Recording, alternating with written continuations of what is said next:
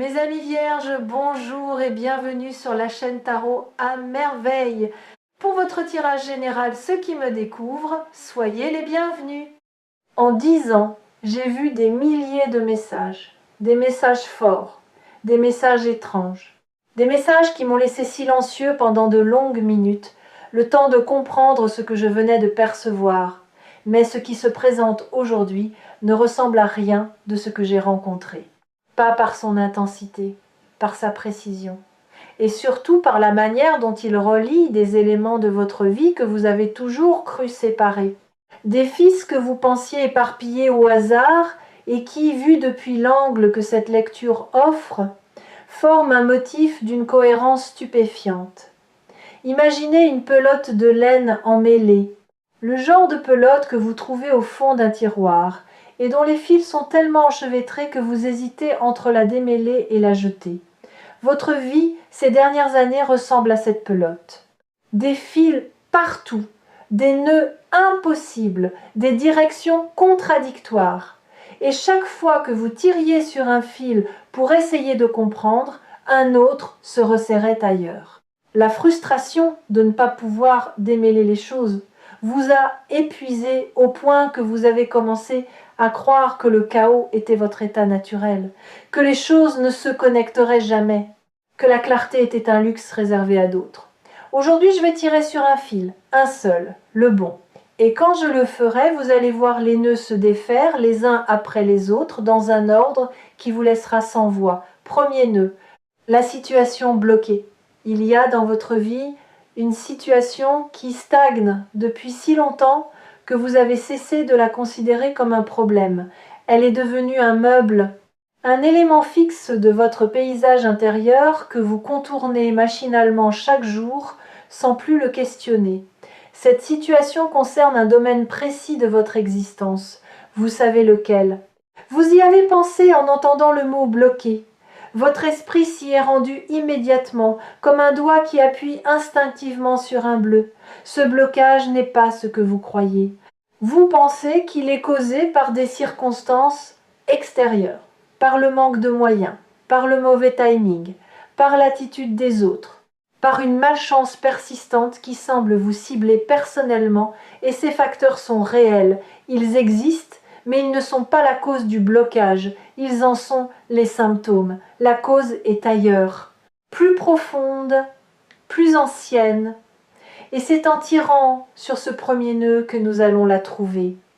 La cause, la vraie, est une croyance que vous portez sur vous-même, une croyance si ancienne, si intégrée dans votre fonctionnement, que vous ne l'apercevez plus comme une croyance, vous l'apercevez comme un fait, comme une loi naturelle, comme quelque chose d'aussi évident et indiscutable que la gravité.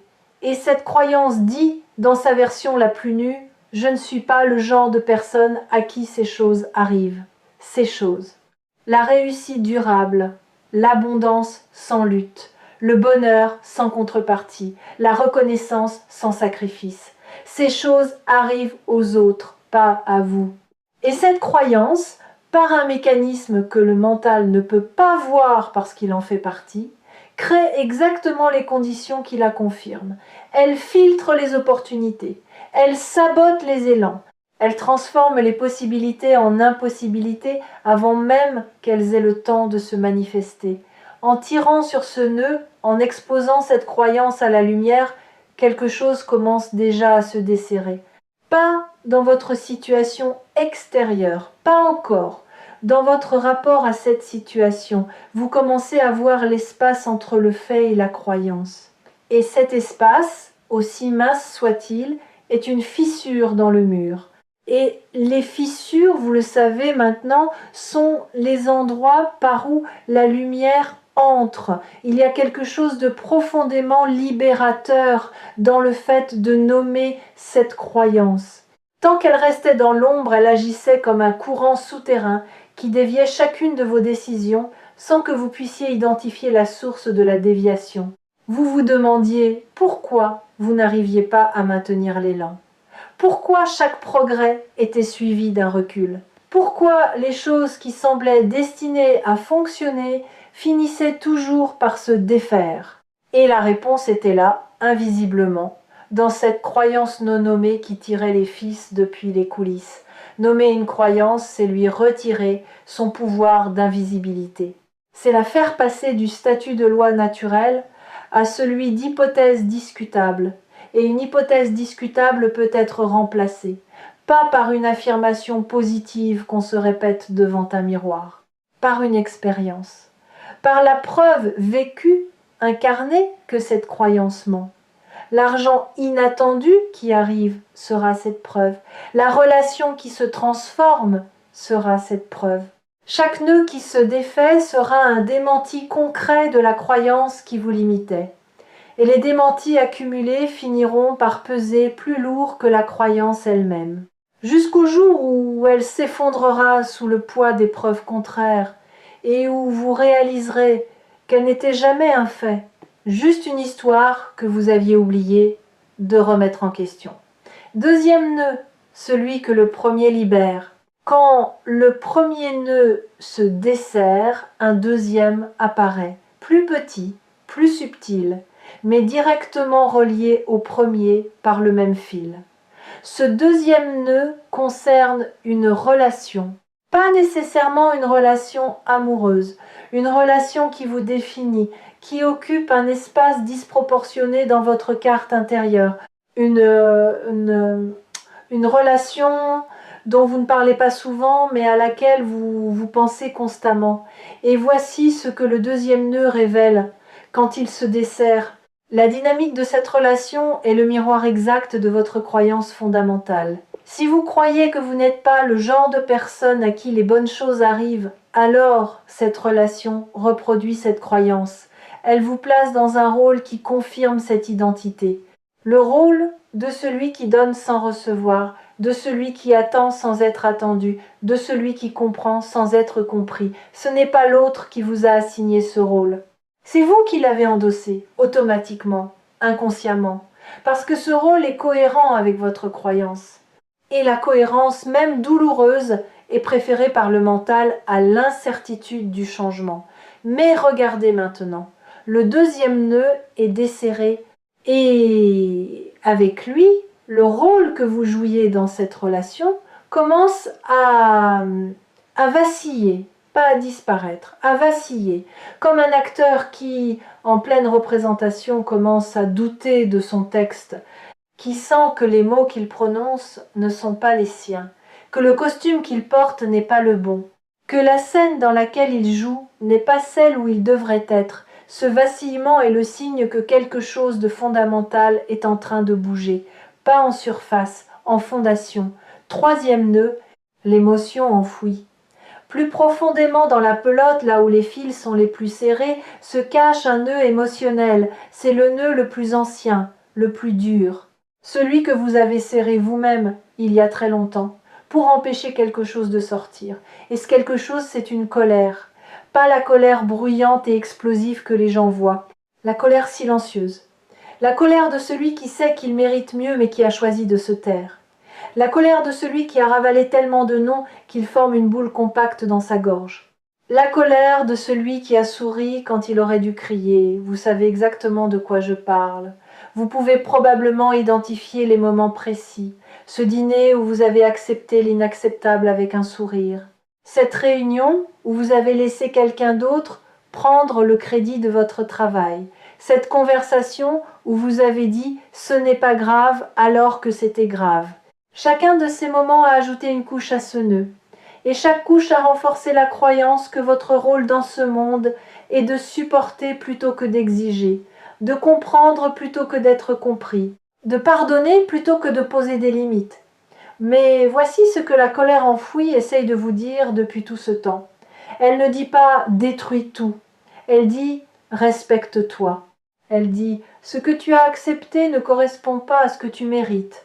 Elle dit « le sourire de façade a assez duré, et cette voix, loin d'être votre ennemie, est votre alliée la plus fidèle. C'est la gardienne de votre dignité, et elle crie parce que vous avez ignoré ses murmures pendant trop longtemps. Cette colère n'est pas mauvaise, elle n'est pas destructrice, elle est informative. Elle vous dit exactement où se trouvent vos limites véritables. Et le fait qu'elles soient enfouies depuis si longtemps signifie que vos limites véritables n'ont jamais été exprimées. Que vous avez vécu en dessous de vos propres standards. Que vous avez accepté ce que votre être profond refusait quand ce troisième nœud se desserre, et il est en train de se desserrer en ce moment même. Cette colère ne sort pas en explosion, elle sort en clarté, en une vision soudaine et nette de ce que vous ne tolérerez plus, de ce que vous exigerez désormais, de la place que vous prendrez dans votre propre vie. Et cette clarté, née de la colère transformée, est une force que rien ne peut arrêter, parce qu'elle ne vient pas du mental, elle ne vient pas de la volonté, elle vient du lieu le plus authentique qui existe en vous, le lieu où votre vérité attend depuis toujours. Quatrième nœud. La connexion invisible. Voici quelque chose que 10 ans de pratique m'ont appris et que cette lecture confirme avec une force inhabituelle. Les nœuds de votre vie ne sont pas isolés, ils sont reliés par le même fil. La situation bloquée, la relation déséquilibrée, la colère enfouie, ces trois choses ne sont pas trois problèmes séparés, nécessitant trois solutions différentes. Ce sont trois manifestations d'un seul et même nœud originel, et ce nœud originel, c'est votre rapport à votre propre valeur. Quand une personne ne connaît pas sa propre valeur, tout dans sa vie se calibre en dessous. Les finances se calibrent en dessous. Les relations se calibrent en dessous. Les ambitions se calibrent en dessous. Et cette sous-calibration devient si normale, si habituelle, si intégrée dans le fonctionnement quotidien, qu'elle disparaît du champ de conscience. On ne voit plus qu'on vit en dessous de soi. On pense que c'est le plafond alors que c'est le plancher. Laissez-moi vous donner une image concrète.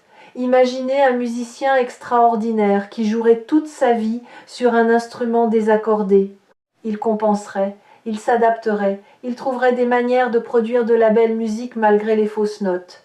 Et les gens autour de lui seraient impressionnés parce que, même avec un instrument désaccordé, sa musique serait meilleure que celle de la plupart. Mais lui, quelque part, sentirait que quelque chose cloche, que le son n'est pas celui qu'il entend dans sa tête, que la musique qu'il porte en lui est plus belle que celle qui sort de ses doigts. Et cette frustration sourde, cette sensation de ne jamais atteindre son propre standard, le suivrait partout. Vous êtes ce musicien. Et votre instrument, c'est votre vie. Votre vie calibrée en dessous de votre valeur, jouée en dessous de votre potentiel, vécue en dessous de ce que vous portez en vous. Et le chamboulement dont parle cette lecture, ce n'est pas de changer de musique, c'est d'accorder l'instrument, de régler chaque corde à la bonne tension, pour que ce qui sort corresponde enfin à ce qui vit dedans, pour que le son extérieur reflète la symphonie intérieure. Ce réaccordage va se produire, il a déjà commencé, chaque nœud défait est une corde réaccordée, et quand la dernière corde sera en place, la musique qui sortira de votre vie vous laissera vous-même stupéfait. Ce que cette lecture révèle, et c'est pour cela qu'elle est unique en 10 ans, c'est que votre plafond perçu est votre plancher réel. Que ce que vous considérez comme votre maximum est en réalité votre minimum. Que tout ce que vous avez construit jusqu'ici, aussi impressionnant que cela puisse sembler vu de l'extérieur, a été construit avec un bras attaché dans le dos. Et imaginez, juste une seconde, ce que vous pourriez construire avec les deux bras libres.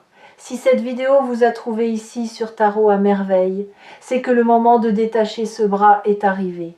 Pas demain, pas quand les conditions seront réunies maintenant, parce que les conditions ne seront jamais réunies selon les critères de votre mental, mais elles sont réunies selon les critères de votre âme. Et c'est votre âme qui a guidé votre clic jusqu'ici. Cinquième nœud, le motif révélé. Nous avons défait 4 nœuds, et maintenant quelque chose de remarquable se produit. Le fil, autrefois chaotique, enchevêtré, impossible à suivre, commence à montrer son motif.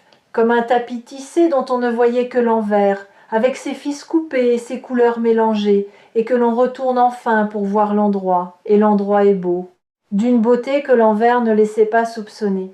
Le motif de votre vie est celui-ci.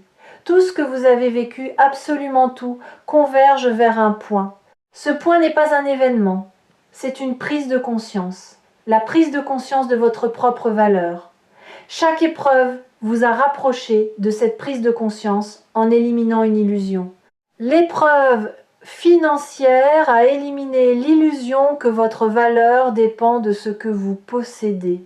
L'épreuve relationnelle a éliminé l'illusion que votre valeur dépend de ce que les autres pensent de vous. L'épreuve de la colère enfouie a éliminé l'illusion que votre valeur se préserve en la cachant. Et maintenant, sans ces illusions, ce qui reste est nu, brut, irréductible. Votre valeur telle qu'elle est, sans condition, sans justification, sans la permission de personne. Laissez cette phrase résonner, sans la permission de personne.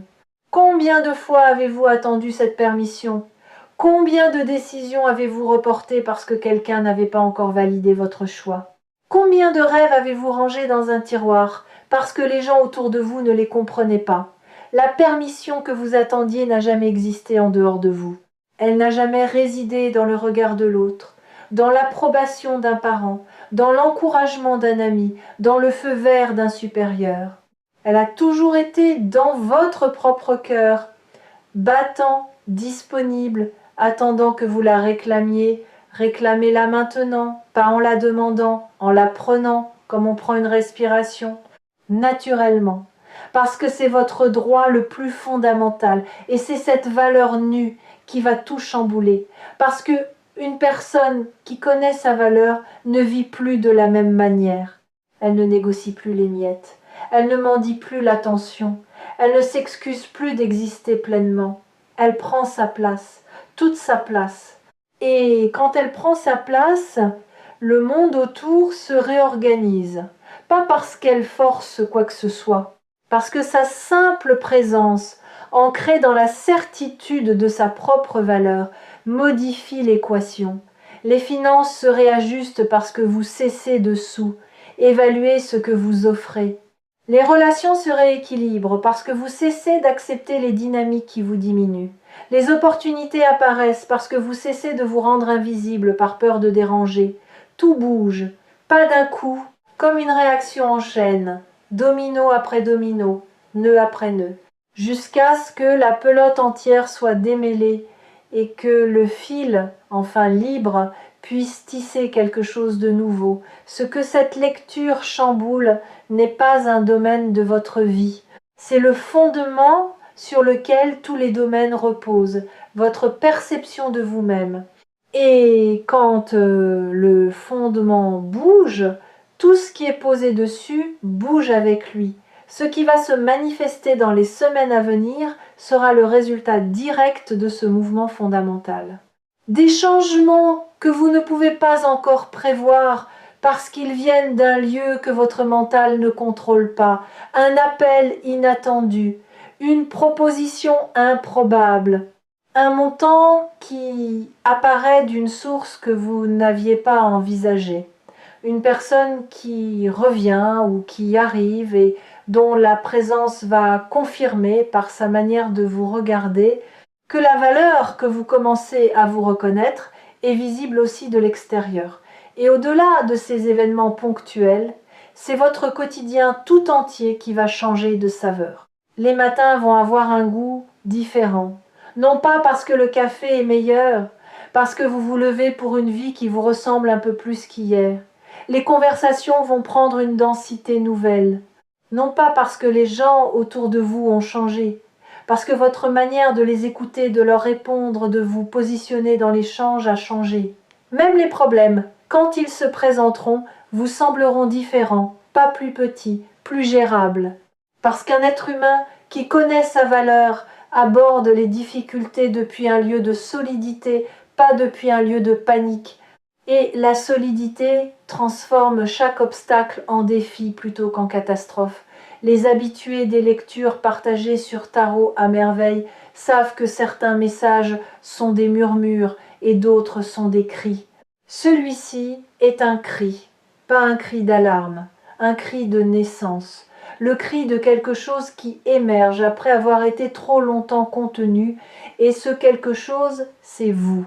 La version de vous qui existait sous les nœuds, sous les croyances, sous les rôles, sous les silences accumulés, la version originale, celle d'avant la pelote. Voici ce que je veux que vous fassiez. Non pas un rituel, un engagement, pas envers l'univers, envers vous-même. L'engagement de ne plus tirer les nœuds vers le bas quand ils commencent à se défaire. De ne pas reconstruire la pelote quand les fils se libèrent, de ne pas retourner dans les rôles confortables quand l'inconfort de la vérité se présente, de rester dans le démêlement, même quand c'est douloureux, même quand c'est vertigineux, même quand les gens autour de vous ne comprennent pas pourquoi vous changez. Et surtout, l'engagement de ne plus vous mentir, de ne plus dire « ça va quand ça va pas », de ne plus sourire quand vous voulez crier, de ne plus minimiser ce que vous ressentez pour rendre les autres confortables.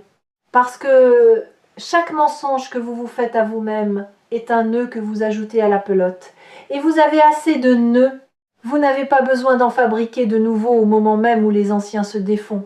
La vérité est votre fil conducteur désormais, pas la vérité philosophique ou abstraite, la vérité quotidienne, celle qui se pratique dans les petits choix, dans les conversations ordinaires, dans la manière dont vous vous tenez quand personne ne vous regarde. Cette vérité-là est la seule force capable de garder les fils démêlés, de maintenir le motif visible, de protéger la beauté de ce qui se révèle. Vous changez parce que c'est l'heure, pas parce que les circonstances l'exigent, parce que votre être l'exige, parce que la version de vous qui vivait dans les nœuds est arrivée à sa date d'expiration. Et la nouvelle version, celle qui émerge en ce moment, ne connaît pas les limites de l'ancienne, elle ne les reconnaît pas, elle ne les respecte pas. Elle les traverse comme on traverse un rideau de fumée, avec la certitude que de l'autre côté il y a l'air libre. L'air libre, c'est ce que cette lecture vous offre. Pas une promesse, pas une prédiction, de l'air, de l'espace, la possibilité de respirer pleinement pour la première fois depuis que les nœuds se sont formés. Et une fois que vous aurez respiré cet air, une fois que vos poumons auront goûté à cette expansion, vous ne pourrez plus revenir à la respiration étroite d'avant. Le corps refuse de reculer quand il a connu l'espace. Le cœur refuse de rétrécir quand il a connu l'ouverture. L'esprit refuse l'obscurité quand il a vu la lumière. Vous êtes à la charnière.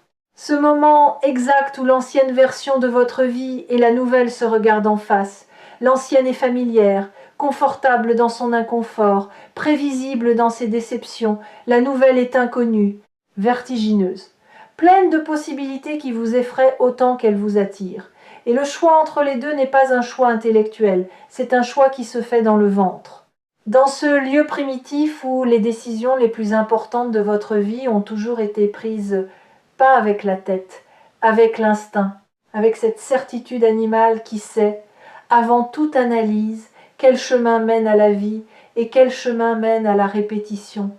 Votre instinct a déjà choisi, vous le sentez. Ce tiraillement que vous percevez n'est pas de l'hésitation, c'est la tension entre l'ancien qui s'accroche et le nouveau qui tire. Et le nouveau est plus fort. Il est plus fort parce qu'il est vrai.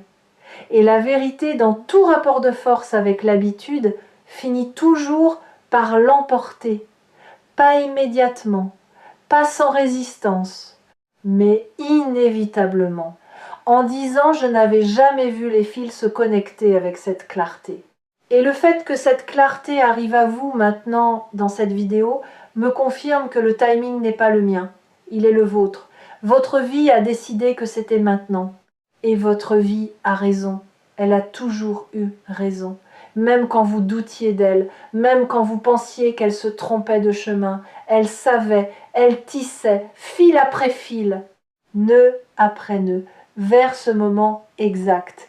Et quand vous aurez besoin de retrouver ce moment, quand les fils menaceront de s'en mêler à nouveau, Tarot à merveille sera là. Comme le doigt patient qui tire sur le bon fil. Pas pour défaire votre vie, pour révéler le motif que vous étiez trop près pour voir. Le motif est visible maintenant. Et il est plus beau que tout ce que le chaos vous laissait croire. Plus cohérent, plus intentionnel, plus vôtre que vous ne l'aviez jamais imaginé. Tout chamboule, tout change. Et cette fois, c'est pour de bon. Pas parce que les circonstances sont différentes, parce que vous l'êtes. Et quand vous changez, vraiment profondément, irréversiblement, les circonstances n'ont d'autre choix que de suivre.